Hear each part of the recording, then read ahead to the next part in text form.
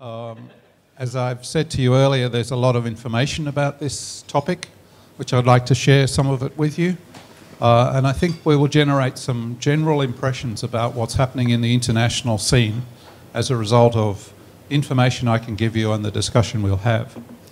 Could I start, though, by asking you just to put up your hand if you studied for your PhD outside of Indonesia? Okay, I'll rehearse that again. Please raise your left hand if you have an active research program right now. Left. Left hand. And raise your right hand if you are in collaboration with overseas people, that is, collaborating internationally. So both hands up, yes, no? Some of you are not. Okay, that's fine. I start off with this idea because what we'll see by the end of the presentation is that the internationalization of research is the new trend. Well, it's not a new trend, it's been happening for some time.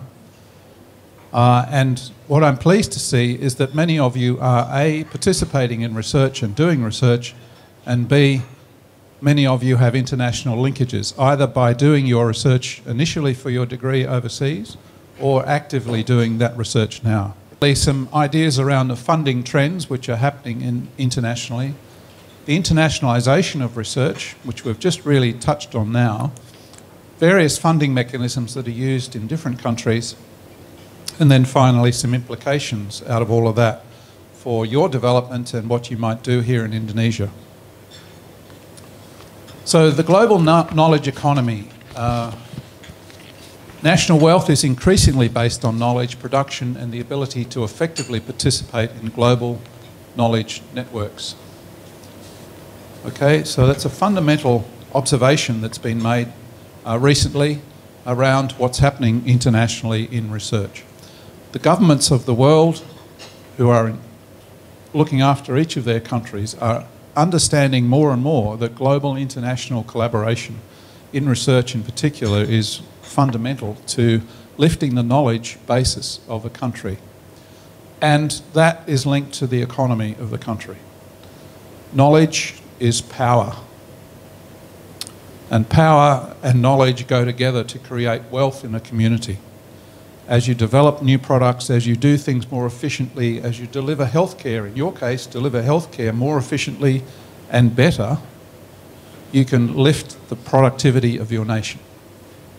So universities obviously are key players in that because this is where the ideas come from. This is where the trial of new ideas happens in the research environment.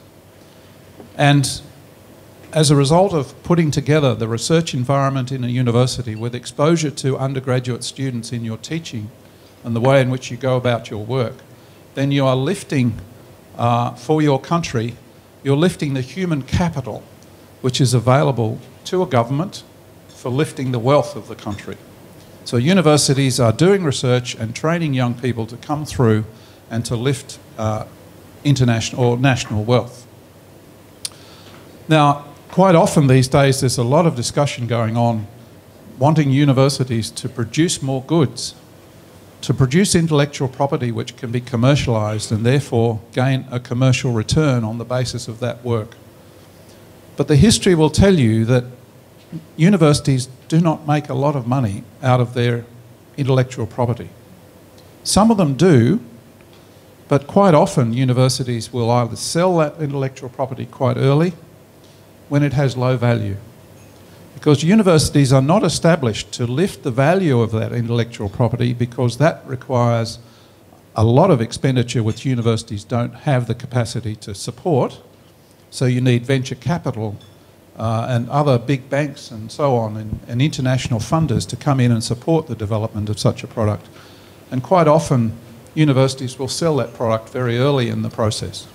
So universities don't often make a lot of money out of intellectual property. They make some, and so your university will be encouraging you to capture intellectual property because even that little bit that you do sell will be valuable to the university. But I have to say, I think the emphasis on that is changing even more these days as universities look to capitalise on their intellectual property. So, putting all of that together, then we see here in the bottom point here, the governance and management of higher education are about the governance and management of knowledge systems and knowledge workers, coupled with the expectations of mass universal participation. Around the world, universities are being populated by more and more students. I learned this morning you've got 58,000 students in your university. That's a huge number of students, and you've got 4,500 staff. That's a lot of staff. So these are big enterprises. And so that's the emphasis of the university these days, is by creating knowledge systems and managing those systems, that's their best contribution that could be made of training students, bringing them through, lifting the social capital to contribute. Once they leave a university, those people can contribute to the development of the economy and sustaining the society. So the role of the university these days, because of all of the student load that you carry and the research that you're trying to do at the same time, is a real struggle for all of you, because you have to balance your time, and we'll have a session in a couple of days' time on managing time, because you are in that position where you have to contribute to both arms of the university's activity. Lifting student profile and capacity, bringing them through as graduates, but also doing some research to create knowledge. Now, all of that is about governance and management of knowledge. So what's happening in the research world, as it were? So these are some figures for the gross expenditure on R&D. Don't worry about the PPP dollars here. This is because it's put together by an international organisation, and what they've done is matched the dollar value. They've matched the currency value on a price parity basis. So these are just numbers, but the point of putting this slide up is simply to show you what's happened in gross expenditure of R&D between 2002 and 2009. You can see the increase in the value. Gross expenditure as a percentage of GDP across the world has gone from 1.7 to close to 1.8. So it's growing, but not so much as the gross expenditure in actual dollar values. And gross expenditure per capita in R&D, that's gone up from 125.5 to 187.3. So my point here is very simple. The world of research is growing. There's more and more work going on. It's costing more, and more governments are putting more money into it. So we think that's a gross figure wrapped up across the whole world, basically. But if you go to the map of the world and you look at the expenditure on R&D as a percentage of GDP by region, you can see that there's a bit of a disparity here. There's a bit of a difference across the world. If you're looking for Indonesia, let me point out to you that's where it is, okay?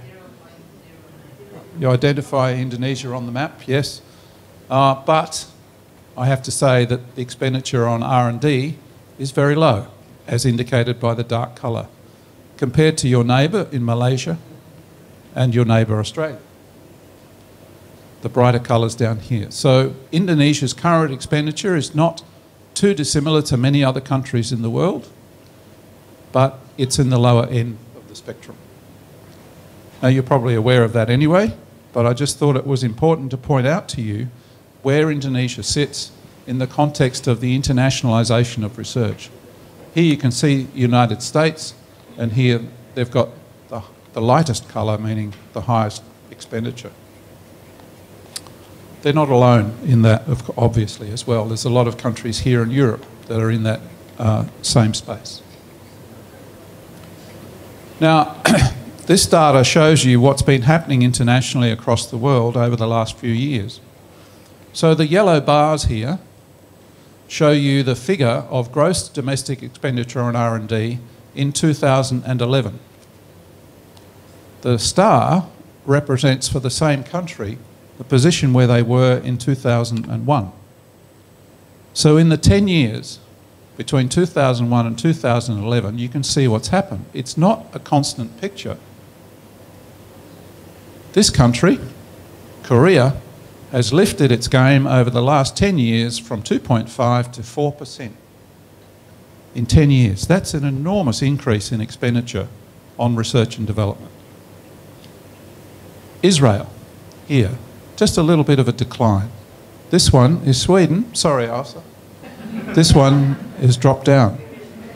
But you can see what's been happening across the world. There's been political ups and downs, but look at this one here.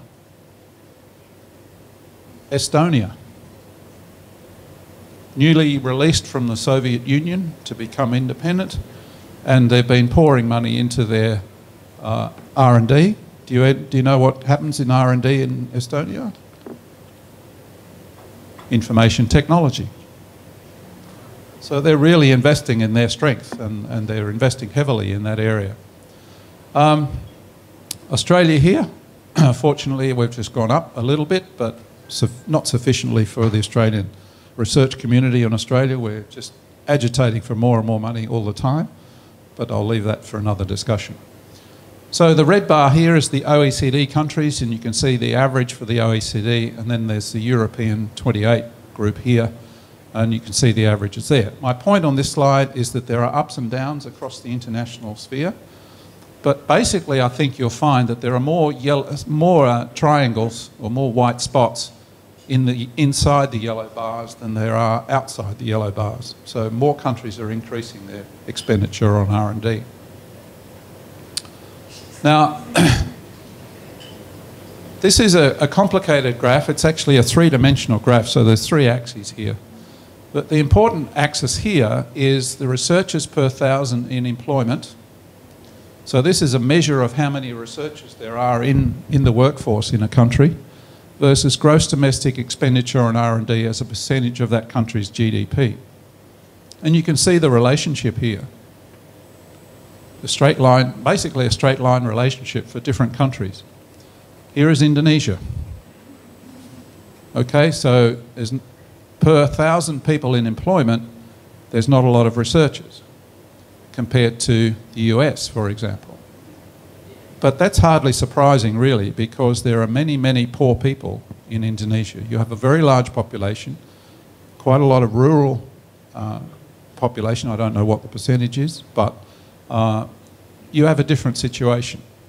China here is at this level in terms of researchers per 1,000 in employment, and just under 2% here. The size of the circle represents the contribution of R&D. So it's R&D volume in US dollars. So the bigger the circle, the more R&D is going on. And so you can see the international comparisons that you draw here. Australia for us, and when we look at these graphs, sits right in the middle here with a relatively small circle. But one of the points I'd like to make here, in terms of an international policy or international government policies in research and development, is the size of the circles here compared to the population of the countries. There are many countries in this area that have a lot of researchers and are expending a lot of money, but they're only relatively small countries. Asa, what's the population of Sweden? We are growing as we speak because of the immigration of a lot of the Syrians are coming to Sweden. So when I left my country, we were 9.2, we are up now to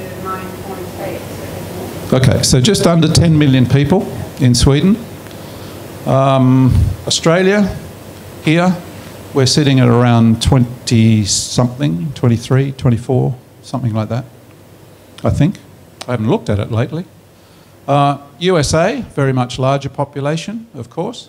But the point here is that we've got Finland up here, which is not too dissimilar to Sweden, but smaller.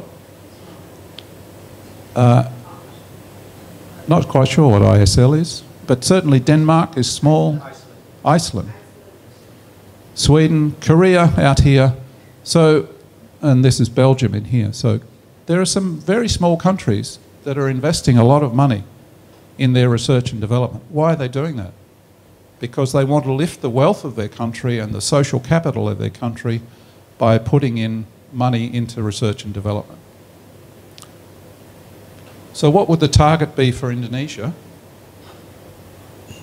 The target would be to invest in research and development, get more researchers, per thousand of your employment, and lift that gross expenditure on R&D across this axis, and hopefully make your country's trajectory on this graph go in this direction.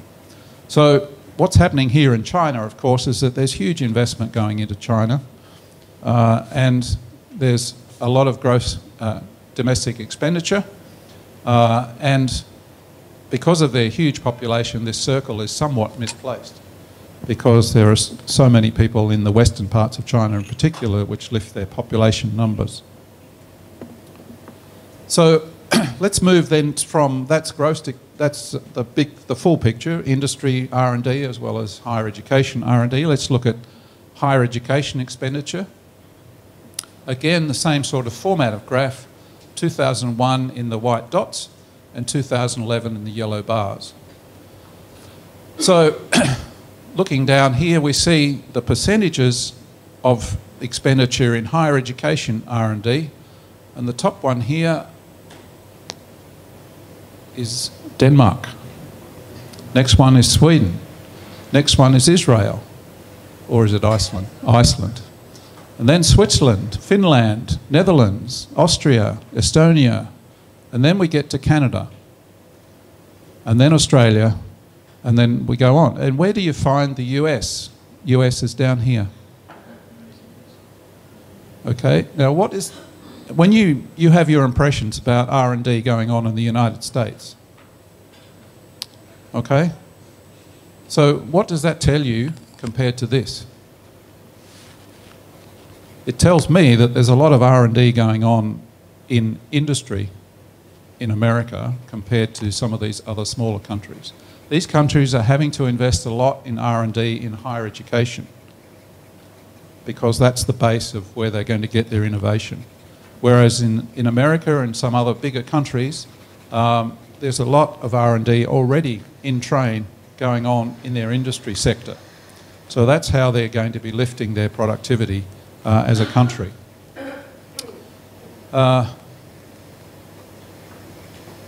So that brings me to business expenditure on R&D. And it's interesting here that we've still got some small countries, but here USA has moved up to this point here. And the thing for Australians is that we were, on the previous graph, we were somewhere around here, but for us, business expenditure in R&D is relatively low. And there's a lot of government policy being set at the moment to boost the level of R&D activity going on in industries in Australia. And there are various policy settings that are being adjusted. Here's Great Britain, so the UK is down here. Luxembourg, Canada down here. All of these, some of these countries, very low expenditure by business on R&D. So part of the international scene of research and development is the balance between what's going on in the higher education sector and what's going on in the industry sector. And as we'll see, there's a lot of emphasis now internationally on linking research in universities with research going on in industry. So this is another graph which shows a similar picture, the percentage of higher education R&D financed by the government sector. So here is 100%, and this is Luxembourg. So Luxembourg, the government in Luxembourg, this tiny little country in Europe, is funding all of its higher education, research and development. It's funded by the government. So what this means is as you go down the graph, there must be more and more industry funding of R&D going on in the institutions. The last one down here is Turkey. So there's not a lot of R&D being supported in the universities being supported by the government, but there must be a lot of industry support. Asa. I'm curious about Greece. Greece. Greece, yes. Here. What sort of industry do they have? Because that is Tourism, probably. Tourism. I don't know. I haven't looked at behind all of this data terribly much, but I just wanted to show this for the simple point that there's more industry involvement in funding research and development in universities in a whole range of these countries. The ones let me just point out some of the ones down here. Luxembourg, Argentina, Australia. So I made the point before, just over 90% of research and development funding in Australian universities is from the government. And very low, less than 10% from other sources. Singapore is similar, and so we go on down. And you get down to this OECD average here, and it's sitting around 70%. Okay? And what's that been doing over time? Well, the level of higher education financed by government, higher education R&D financed by government has been declining, and it's sitting flat up to 2010, but you can see the general trend over time, and I'm sure that that trend is actually continuing beyond 2010, but this is the most recent data from OECD 2014. It takes a long time to get some of these international data together, hence there's a long delay in being able to interpret what's happening. So, just a few comments then. Funding and resource conditions. Nearly everywhere there's a movement away from public funding of higher education to reliance on private funding and principle of user pays.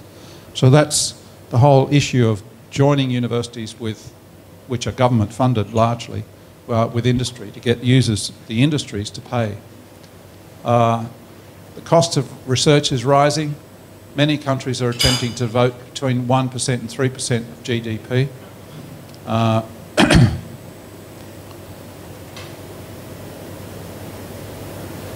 This is another general observation which has been made, and that is that because we're moving more towards the principle of user pays, industries rarely will pay for basic blue sky, adventurous, risky research. That's why governments pay for that research, because quite often when I say risk, what I'm referring to is the risk that the research won't actually go anywhere because the experiments might fail or the idea just doesn't work. But you have to support that, because if you don't support that, then what will happen is that you'll run out of ideas and people will just give up. So there's a natural curiosity in the human brain to do things differently, to find out new things and to gain satisfaction from discovering something new. And that's why it's important that we maintain a capacity for basic or blue sky research. But the problem is for governments is that they're moving towards this principle of user pays. Investment in public good research is increasingly difficult for the same reason. So what is public good research? Well, a public good research would be something which leads to no commercial product at all. In the health field, it's quite common. So in public health areas, for example, there'll be some research on programs which are designed to reduce the levels of smoking in the population. There's really no commercial return that will come out of that, but there could be a very strong economic benefit to the country by reducing illness related to people stopping smoking. So that's public good research. It's costly, it costs a lot of money, but no industry will pay for that. And certainly the tobacco industry will fight you in the courts and make you spend a lot of money on lawyers in that particular area. So that's why governments become involved in some of these things. But with government financing the way it is and moving towards user pays, this area is under challenge. So what happens in universities these days is quite often there's a cross-subsidization from other sources of funding. The government pays universities to teach students, but a lot of that money is redirected into supporting the research effort of the university. Why do universities do that? Well, that becomes obvious in a little while, because I'll talk about some of the incentives for universities with regard to research productivity. So let's talk about internationalization of research. This is now more closely aligned to each of your experiences. This is some data which has been published, I think, from OECD. The blue line's going up from left to right. Simply means that there is more international collaboration and authorship of papers going on around the world. This is a better graph to show you that. This is a comparison based on bibliometric analysis of papers published. And this is the level of collaboration between researchers in different countries centred on the United States. in 1998 compared to where it was in 2011. So you can see the thickness of the lines relates to the volume of collaboration going on, and you can see that there are many more lines between many more countries, so that they've reached a threshold value to fit onto these graphs, and so you can see there's a lot of collaboration going on. Now, I'm looking for Indonesia.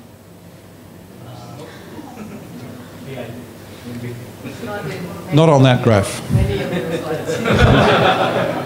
But I do have some data. I found some data on Indonesia, which I'll share with you in a moment.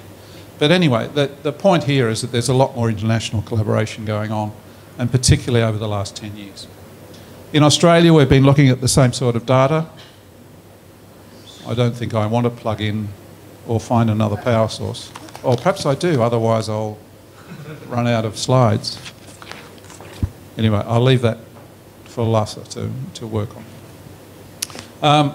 This is again bibliometric analysis, 2002, scientific linkages between Australia and our Asian countries here, and you can see the increased volume of activity going on in 2010.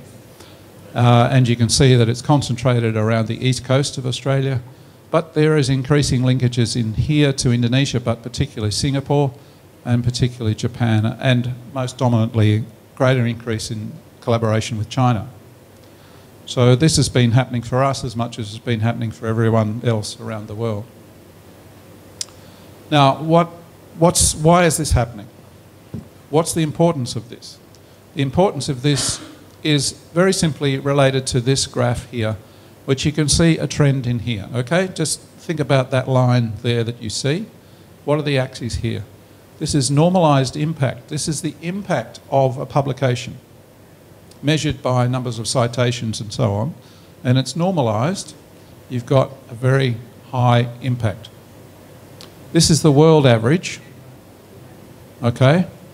So papers above the line are being cited more often than papers below the line.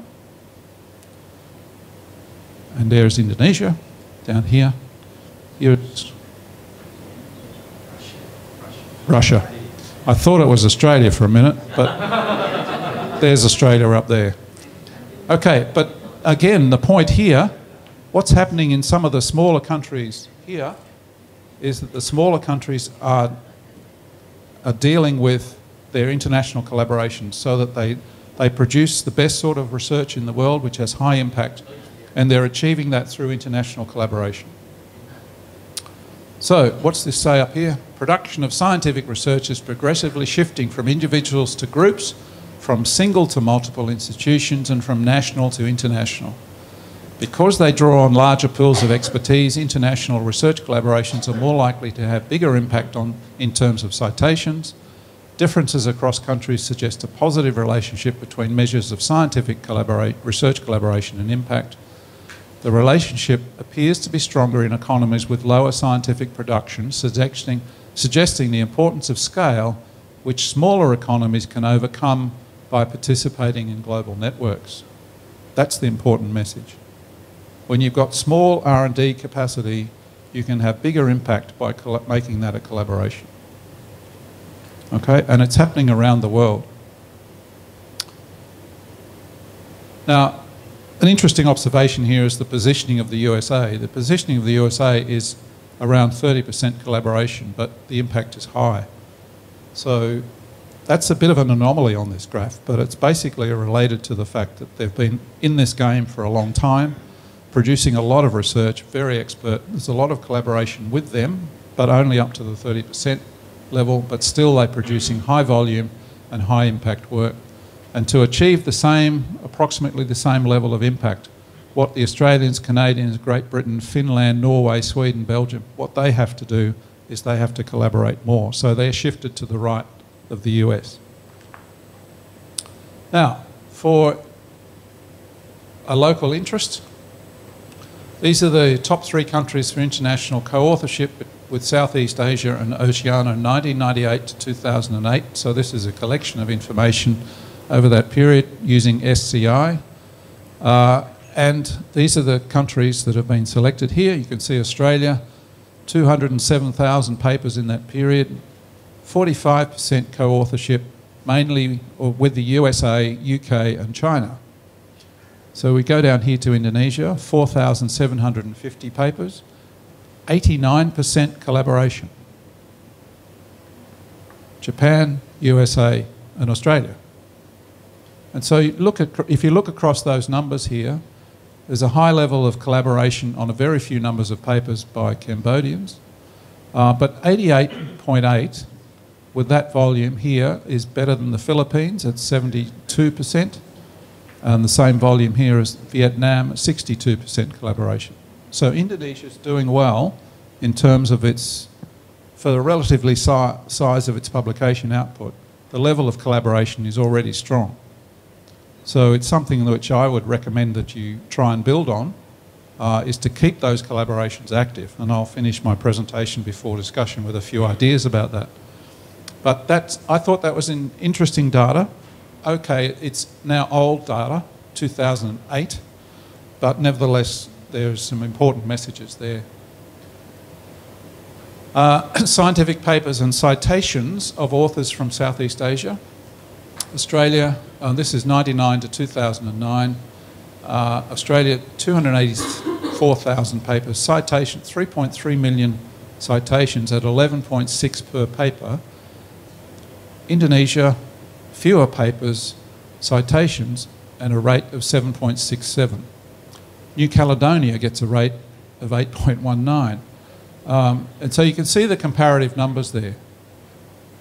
Okay, so what I'd be looking for is more international collaboration and therefore more citations. Get the research internationally recognised, and doing that by collaboration with international authors, and the impact of that will go up. Let's talk about research funding mechanisms, and generally there are three sorts of funding mechanisms for higher education institutions across the world. They're all very similar. First of all, governments will provide funding through institutional core funding mechanisms. Basic funding guaranteed mid to long term, not dependent on applications, and various means of assigning the budgets, which I'll come to very shortly. Then there's research excellence initiatives funding. So governments will recognise that when there's very, very strong performance in some areas, they'll apply more funding into those areas. So they recognise excellence, and they often provide that funding for a focus on exceptional research quality. And that usually boils down to having centres of excellence. So that they are recognised by an outside agency as being a centre of excellence. It's not just the university deciding, well, we'll have a centre in this and a centre in that. In other words, the university deciding by itself. But centres of excellence funded from external sources are a very good way of getting recognition of your institution. And then finally, the third area is project funding, which is usually short-term, based on an application, competitively assessed, and outcomes orientated. So these are the three sorts of mechanisms. We utilise all of these things in Australia, for example. We have core funding, which is provided for research, which is based on a performance-based assessment, which I'll explain briefly in a moment. We have centres of excellence, we have cooperative research centres, we have all sorts of different ways of providing funding for specific activities, usually larger groups in universities and outside some universities as well. And then there's a lot of project funding which is distributed by the Australian Research Council, the National Health and Medical Research Council, and you will have heard of all of those sorts of things in the various countries you've been to in the past. Now, I've mentioned down here about performance-based elements, and one of the strongest parts of that system is, in Australia and many other countries as well, is that the performance-based element to getting institutional core funding is dependent on how successful you are at winning projects. So there's a direct link between this mechanism and that mechanism in many countries. So most universities in many countries will be looking to support researchers to develop their project funding capacity. In other words, winning competitive grants is essential, and most universities will put in train strategies and policies which will assist researchers to develop their capacity to win competitive grants, because they know, the universities know, that that will influence this level of funding. So both of those levels of funding converging lift the level of research activity in a university, and we all know that research activity is the one and the best way of gaining research reputation for your institution. What does research reputation lead to? It leads to better students being attracted to your institution, so you have better student outcomes as well as in the local student base. And these become high aspirations for all universities around the world. What does it also lead to? This connection here and the student base, it leads to international rankings of universities, which is a major effort going on. Every institution wants to know where does it rank in the world on the various ranking systems that are going on. Harvard's always at the top. Cambridge, Oxford, they're always in the mix in the top 10. Where does Gajah Mada sit? Any idea? Not shown in the list. Sorry? It's not shown. I don't know. I think it's around 450. Okay? And we have some universities in Australia that would be at that level too, let me tell you. So, the point I want to get to now is those different funding mechanisms are designed for doing different things. And this is some work which was published by our colleague Merle Jacob from the OECD. She works in Lund University. Target groups here are research groups and the whole organisation as a whole. So when it comes to the organisation, then the funding which is provided through a block grant would be distributed to the Vice-Chancellor. The Vice-Chancellor will distribute that funding to the Research Deputy Vice-Chancellor and then down to the Deans and so on to initiate programs to build capacity. Internationalisation can be done through stipends and project and program grants and centres of excellence. So I'm not going to go into the details of all of that, but you can read the details at your leisure. But what you find is that for different strategic reasons or a funding objective, then there are different ways that these things can be put together out of the different funding mechanisms that are operating. And this happens universally around the university sector in the world.